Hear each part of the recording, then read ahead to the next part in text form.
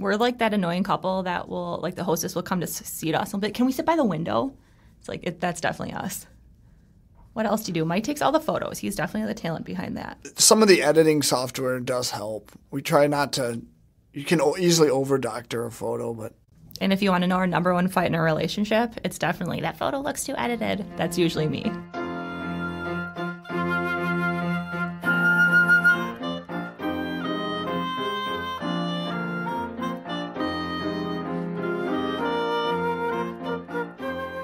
Hello! Welcome to The Corner Table, a Capital Times podcast about food and drink in Madison. That was Jordan Durst and Mike DeCello talking about their delicious Instagram feed at Madison Munchers. I discovered the feed not long ago and was instantly hooked on the glamour shots of bagels and burgers, breakfast ramen, and curry. It's the kind of thing that makes a person want to bust out of her same old spots and try somewhere new. I'm your host, Cap Times food writer Lindsay Christians, and I asked Jordan and Mike into the studio today to give us a peek behind the Insta curtain. How do they get those marvelous photos? Stay tuned for some pro tips.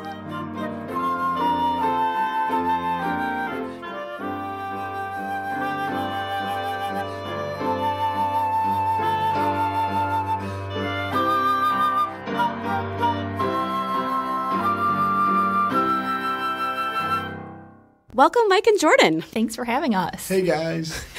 So first of all, will you just tell us a little bit about who you are and where people can find your beautiful food photos? Aw, thanks. I'm Jordan, half of Madison Munchers. And I'm Mike DeCello. I'm the other half of Madison Munchers, and you can find us at Madison Munchers on Instagram. Your Instagram feed is just solid food. So why did you decide to start it and sort of do it that way? When we were dating, we were constantly going out to eat. We would walk around downtown and just hit up all sorts of different restaurants. And I'm like, why don't we take pictures of it and throw it on Instagram? I feel like I could take pictures that are pretty good. And that's how it started. And then we slowly grew and grew to where we are today. Luckily, Mike's persistent because I thought it was a terrible idea. And I was like, this is dumb. No one wants to see our pictures of our food on Instagram. And he was like, no, I really think it could be cool. So luckily, I listened to him. Mike, do you have a background in photography at all? No, absolutely not. My background is in engineering. I almost went to art school, but I kind of have an eye for this type of stuff.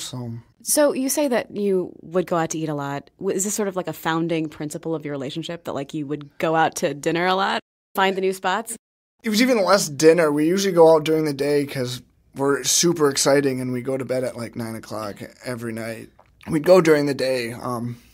And we would just venture around Madison, and sure enough, people enjoyed what we were eating. And then Jordan started adding in her comments. It kind of added like humor to it, and it was a lot of fun to see the dynamic between not just a pretty photo, but people enjoy some of the comments also. Kind of became a story of our life. It started out very like bland, boring, like here's the food we're eating. And just slowly became probably me oversharing about our life as well, as much as Mike hates it. I am wondering about that. Like, is that something that you sort of have to be careful about? Like, okay, honey, is it okay if I say this? Or do you not check? Do you just sort of post? No, we've learned because I'll post stuff and he'll be embarrassed. So I feel like I run stuff by you now more, right? But for the most part, there's not really too much of a filter, I guess. Or maybe you've gotten more used to me being oversharing. Yeah, nothing is that bad. I mean, people really do enjoy it. I feel like food can be so foundational, especially when a relationship is just starting out. I remember when I started dating my husband, I would like just grab fries off his plate and he would be like, excuse me. Mortified. Yeah. And I thought, this is how my family eats, right? We just all grab each other's stuff all the time. And like my dad would never order the same thing as my mom because they both want to try the things, right?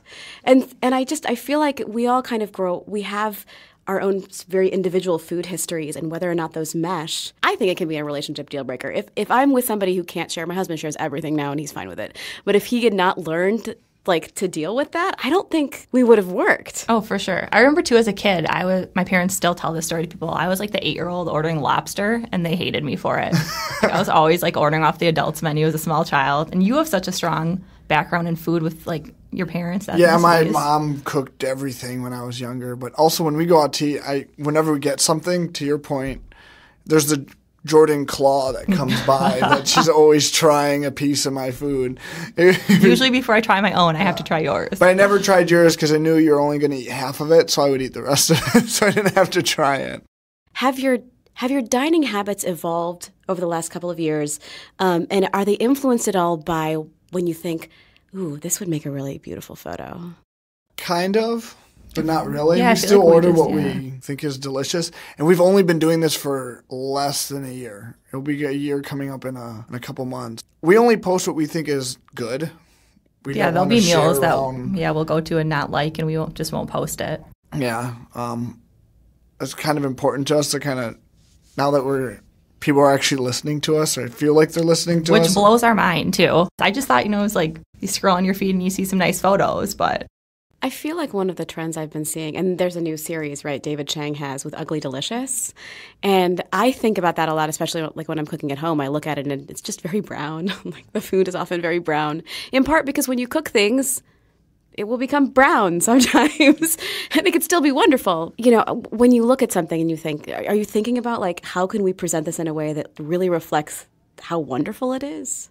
Sometimes. I guess we'll take a lot of photos and we'll know kind of, when we post, you can kind of tell if it's too pretty, it has to look kind of delicious. And after a while of seeing our Instagram posts, we kind of have an eye for it now. Or just even, I feel like we've learned that like people don't like pictures of a high-end food. Like I feel like we figured out like burgers and pasta do really well, which we love. At least I do because I love carbs. So I'm all about the burgers and pasta.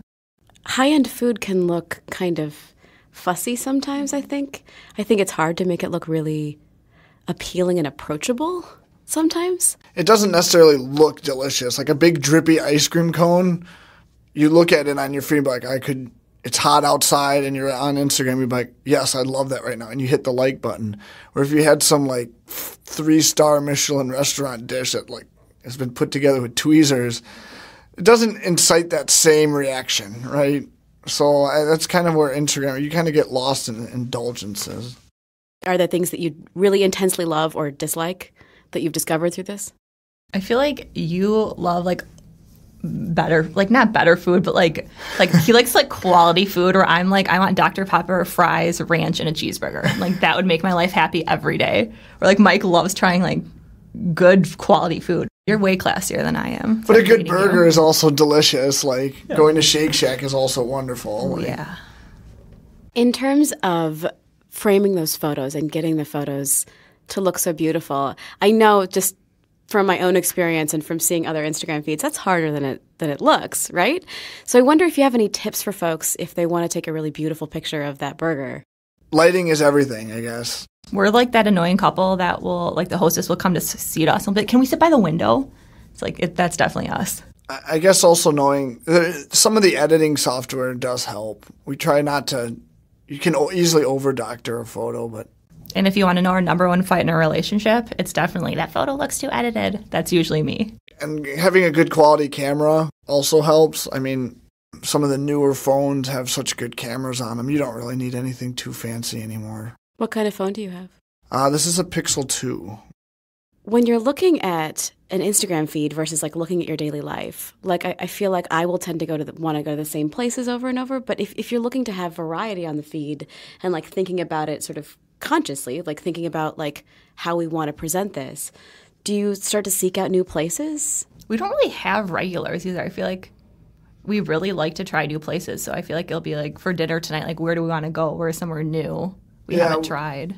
But we end up going a lot of times to like a handful of places, repeatedly. But we've been trying to keep our mind open as to new places, trying to keep in touch with some of the, like the Isthmus and some of the other publications have new restaurants. We try to go to those. We've also been trying to go to like much smaller places. Or out of town too. So Mike's not from Madison, so it's been really fun. And I grew up here, so it's been fun to take him to New Glarus and Spring Green and places that have really great farm-to-table restaurants that he maybe normally wouldn't have found. So that's been fun too, to kind of explore this region of Wisconsin. Do you have any recent favorites, places that you've been that you were really excited about? Recent favorites. Arcadia Books for me. It was like the best meal we've had in a long time. Yeah, it was surprisingly good. We'd been there one time before. I don't think we had gotten food, though. But so kind of the background on that is it's this adorable little bookstore in the middle of the Driftless region in Spring Green. And the menu is really small. They probably have 6 or 8 items every day, but they're all super well-made, farm-to-table, fresh ingredients. And I just think the quality of the food, like, I think would be comparable to, like, Heritage Tavern or Gray's in Madison at a much lower price point and a really cute, quaint location. I really liked when we went to the Driftless Cafe and also the Cow and Keen's. It's just unique seeing, like, real high-quality food like that in, like, almost the middle of nowhere, it feels like. I've been wanting to make it out to Driftless Cafe for a long time, and I've never been out. What's it like in there? Is it fairly casual? It is extremely casual, I would say. But the quality of the food, I would say, is like Heritage Tavern. Yeah. But like you don't need to dress up maybe. or anything like that, and the prices are extremely reasonable. What did we want for lunch, and what did we got? Like mussels. I got appetizer pizza. What did you get? Pasta dish or something? Yeah, you got pasta, and we got dessert, and it was ridiculously cheap for all that for lunch, too. That sounds so good. I love Cow and Quinn's down in New Glarus.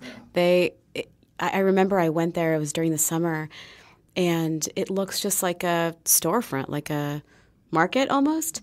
And then we sat down kind of in the window, and they brought out the most beautiful tomato salad I've ever seen. And I thought, okay, this is maybe a different kind of place than I thought.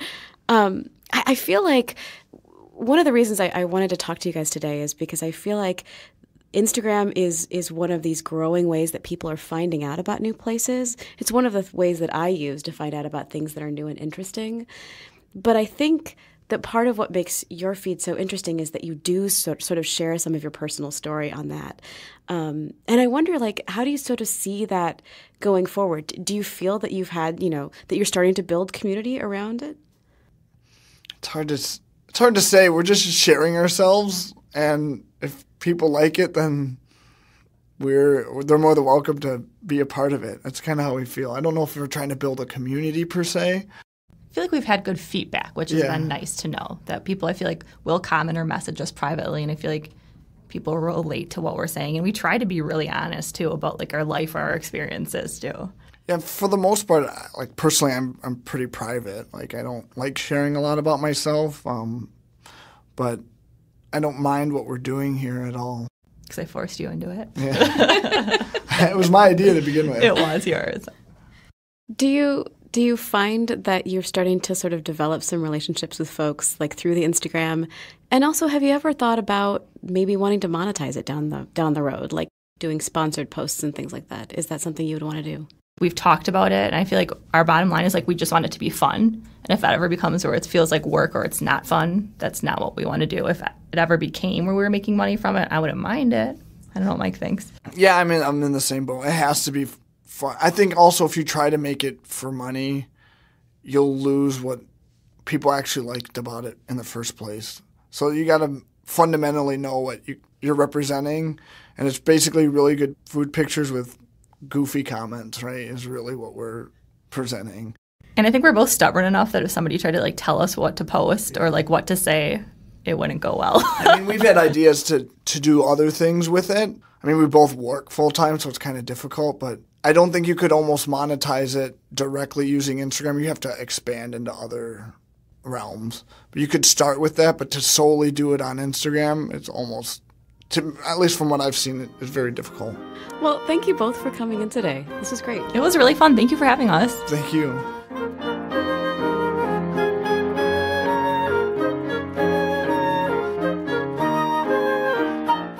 This has been The Corner Table, a podcast about food and drink in Madison, produced by the Capital Times. Our music was composed by Patrick Christians, and editing help came from Eric Lawrenson. Check out Jordan and Mike's food photography at Madison Munchers on Instagram, and visit captimes.com for food and drink news. You can follow us on Facebook at Corner Table Podcast, and subscribe to The Corner Table anywhere you get your podcasts. I am your host, Cap Times food writer Lindsay Christians. My wish for you this week is Penang curry with zucchini, peas, carrots, and tofu, because after seeing that on Mike and Jordan's feed, it's all I want. Cheers!